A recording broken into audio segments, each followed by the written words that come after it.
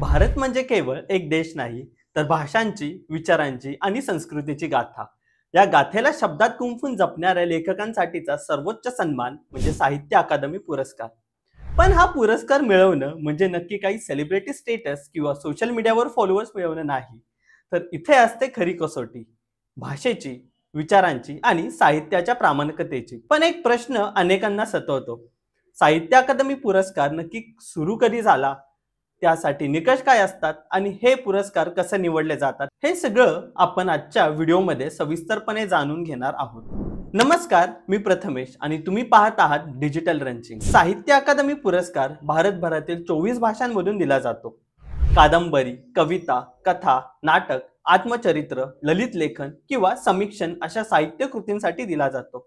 मात्र यासाठी ही कृती पुरस्कार जाहीर होण्याच्या 5 वर्षांच्या आत प्रकाशित झालेली असावी अशी अट असते। हा प्रतिष्ठेचा पुरस्कार 1954 साली सुरू झाला आणि तेव्हापासून आज तागायत अनेक भाषांमधील श्रेष्ठ साहित्यकांना याने गौरवण्यात आले।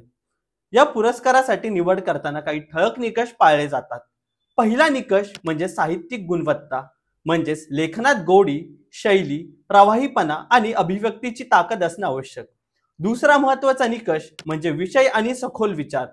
कृती भावनिक असेलच, पण त्याचबरोबर बौद्धिक आणि सामाजिक दृष्ट्या विचार प्रवर्तकी हवी।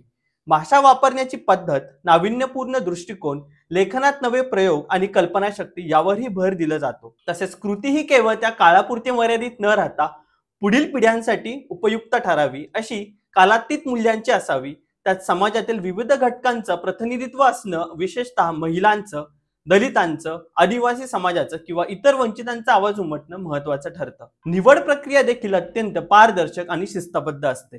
प्रत्येक भाषेसाठी स्वतंत्र भाषा सल्लागार मंडळ असतं, ज्यामध्ये त्या भाषेतील मान्यवर लेखक, समीक्षक आणि अभ्यासक असतात। हे मंडळ वर्षभर प्रकाशित झालेल्या पुस्तकांचं वाचन, चर्चा आणि परीक्षण करतं। त्यानंतर काही निवडक पुस्तकांची यादी तयार केली जाते। त्यावरून स्वतंत्र त्रिसदस्यीय निर्णायक मंडळ त्या कृतीचं मूल्यमापन करतं आणि आपली शिफारस गोपनीयपणे पाठवतं। शेवटी बहुमताच्या आधारावर अंतिम निर्णय घेतला जातो।